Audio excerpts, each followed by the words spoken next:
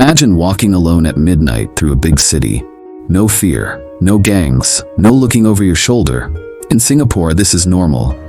While many countries fight daily against rising crime, Singapore stands out as one of the safest places on earth. Petty theft is rare. Violent crime is almost unheard of. Even drug gangs, so common elsewhere, don't exist here. But here's the question. How did a tiny island nation with no natural resources become a global model of safety? The answer is not just in strict laws, but in a unique mix of culture, government, and community spirit. Stay with me, because once you discover why Singapore is so safe, you'll understand lessons the whole world can learn. Chapter 1. The Power of Law and Order. When people talk about Singapore's safety, the first thing that comes to mind is its famously tough laws. The government makes no secret of this. Rules are written clearly, punishments are swift, and enforcement is consistent. Take chewing gum, for example. In most countries, it's harmless.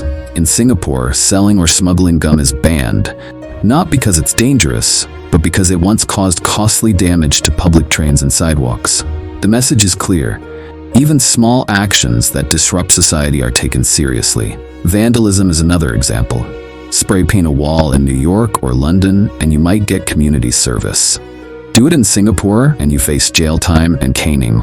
The punishment shocks outsiders, but it ensures that graffiti and public damage are nearly non-existent. And then there are drugs. While many nations debate legalization, Singapore enforces one of the harshest drug laws in the world. Trafficking can mean death. To critics, it seems draconian, but to Singaporeans, it is protection, keeping their streets free of the crime and violence that often follows drug abuse. What makes these laws effective is not just their severity, but their certainty. In other places, criminals gamble on loopholes, slow courts, or corrupt officials. In Singapore, the system is fast and reliable. Everyone knows the rules, and everyone knows the consequences. This absolute clarity creates a culture of deterrence where crime simply feels too costly to attempt. Chapter 2. Trust in the police. In many parts of the world, the police are seen with suspicion. Some fear them, others avoid them, and too often, corruption weakens their role. But in Singapore, the picture is strikingly different. The police are among the most trusted institutions in society. This trust is earned, not demanded.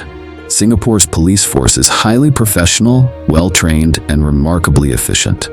Response times are famously quick. If you report a crime, officers are there in minutes. Their investigations are thorough, leaving little room for criminals to slip through the cracks. Equally important is integrity. Singapore ranks consistently as one of the least corrupt nations on earth, and its police reflect that.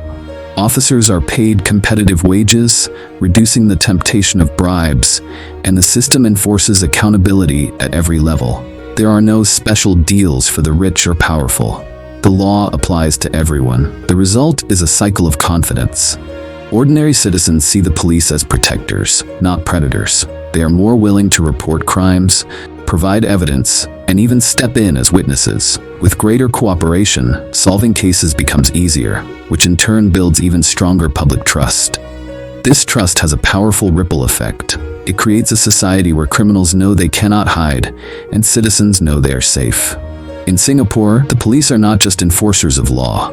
They are guardians of order, and the people believe in them. Chapter 3. The Role of Community. Here's the twist. Singapore's safety isn't just enforced from the top down. It also grows from the bottom up, through community.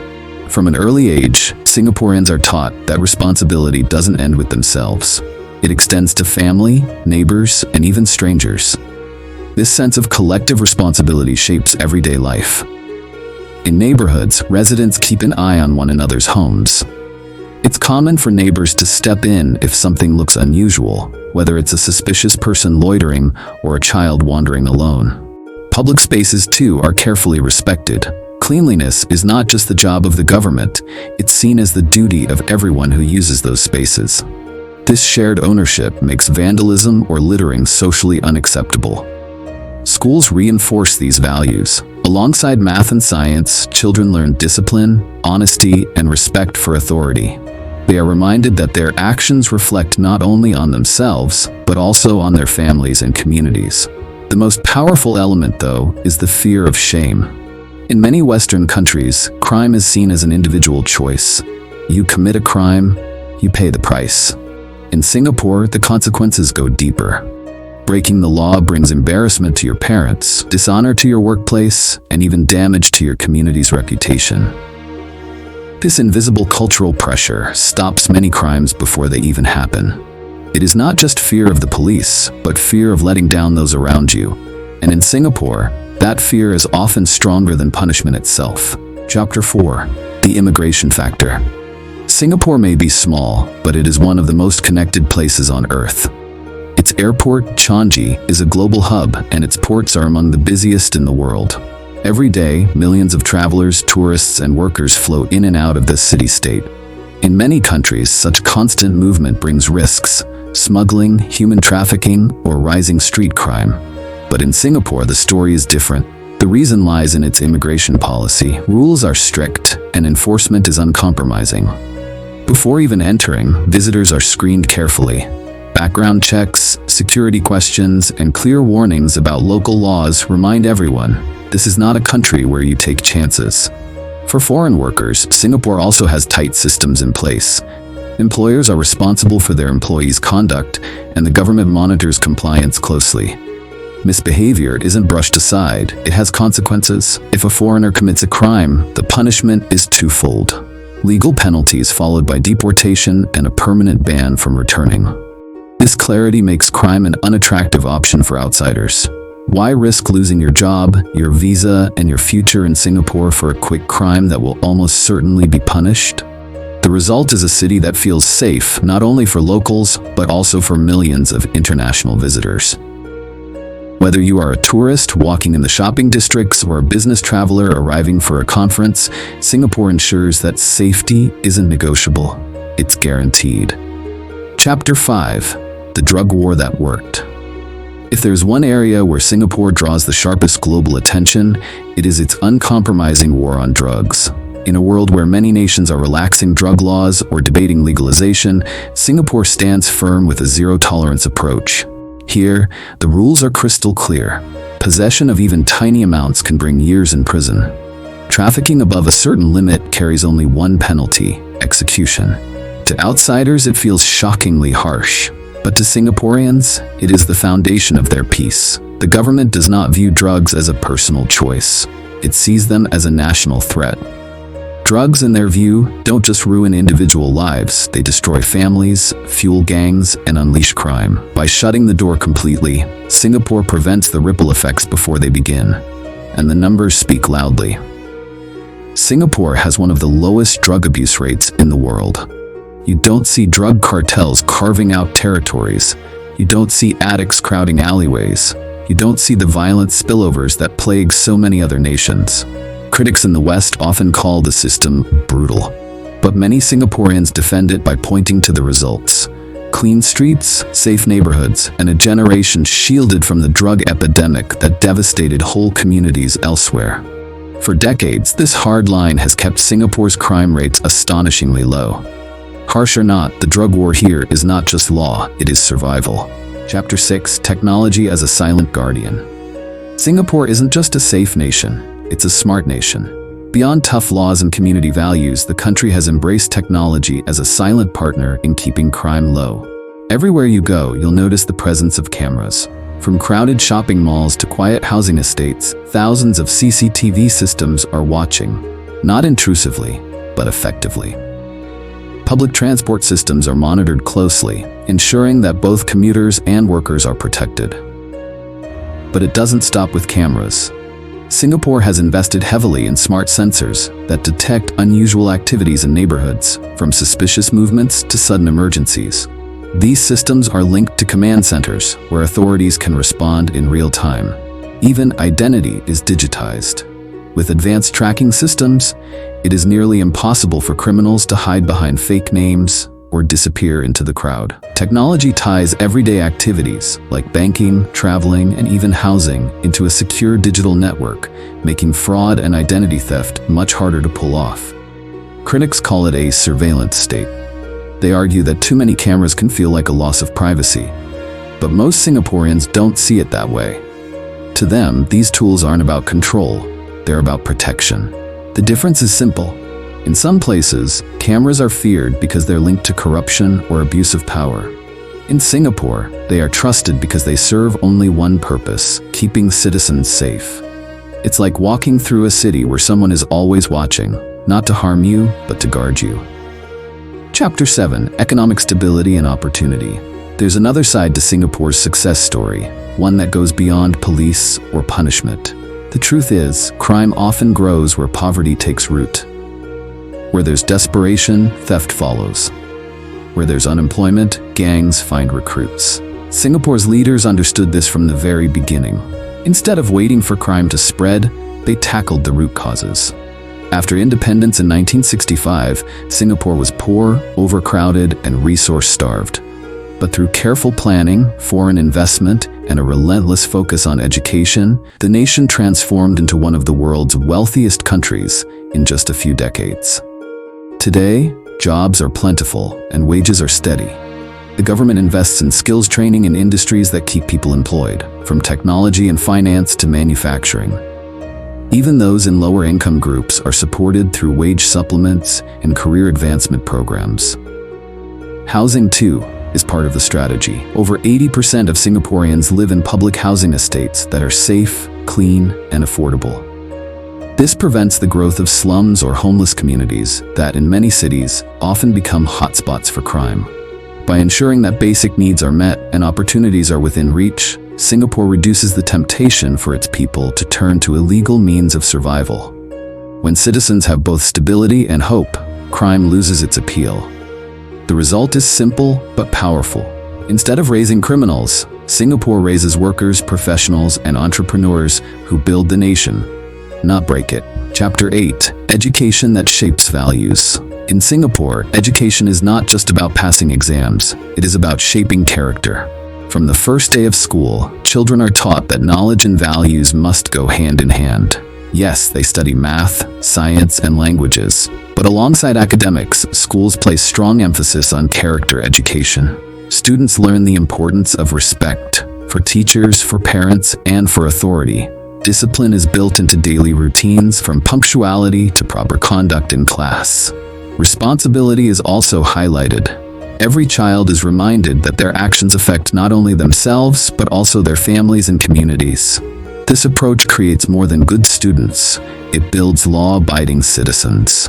A child who grows up respecting rules in the classroom is more likely to respect rules in society. A student who learns teamwork and accountability early on is less likely to turn to selfish or destructive behavior later in life.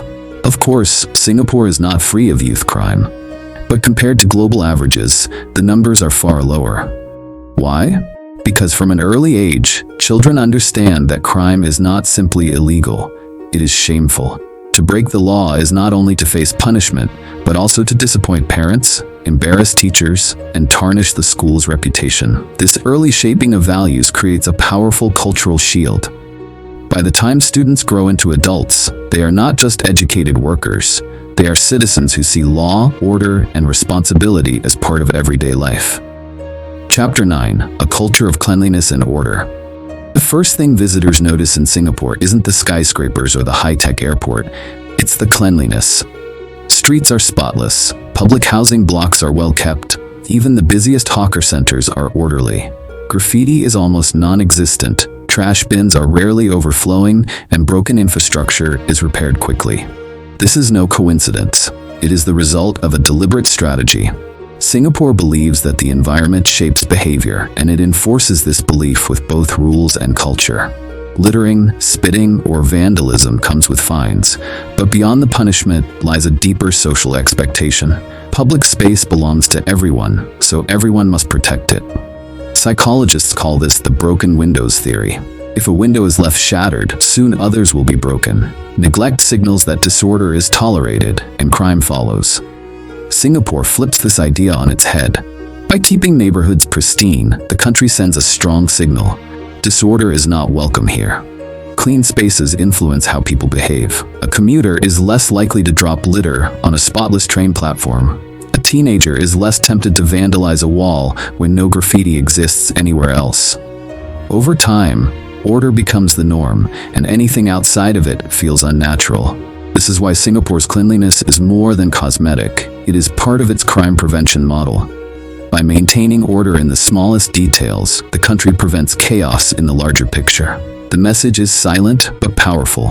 This is not a place for crime, but for respect. Chapter 10. What the world can learn. Singapore's story offers a powerful lesson to the rest of the world. Safety is never an accident. It doesn't happen because a country is lucky or because criminals suddenly decide to behave.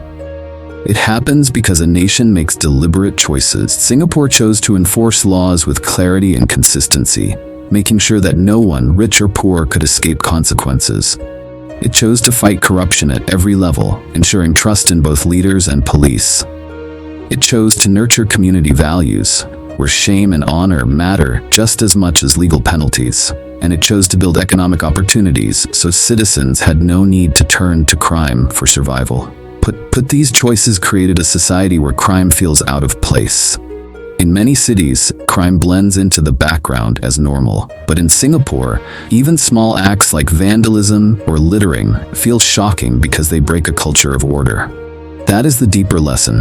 Reducing crime is not only about punishment, it is about creating an environment where crime simply doesn't fit. Where communities are strong, opportunities are fair, and respect for rules is part of daily life. Every country may not copy Singapore's exact model. Some may find its laws too strict, but all can learn from its principles. Safety is not a dream, it is a system.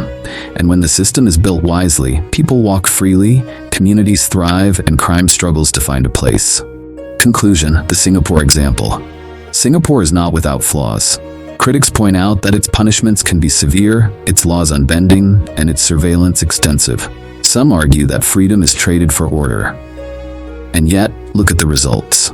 Here is a nation where women can walk home at midnight without fear, where children ride public buses and trains safely on their own, where tourists who might clutch their bags in other cities stroll freely through crowded markets.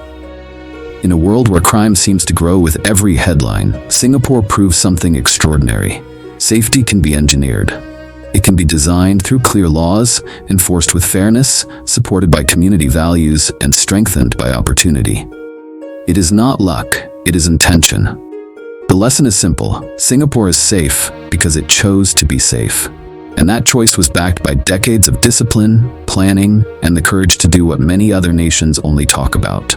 So the next time someone asks, "Why is Singapore so safe?" you'll know the answer. It is not chance, it is choice. If this story opened your eyes, tap that like button, share it with a friend who should hear it, and hit subscribe for more deep dives into the hidden forces that shape our world. Now, here's a question for you. Would you trade a little freedom for the guarantee of safety? Or is safety worth less if it costs too much control? Let us know in the comments below.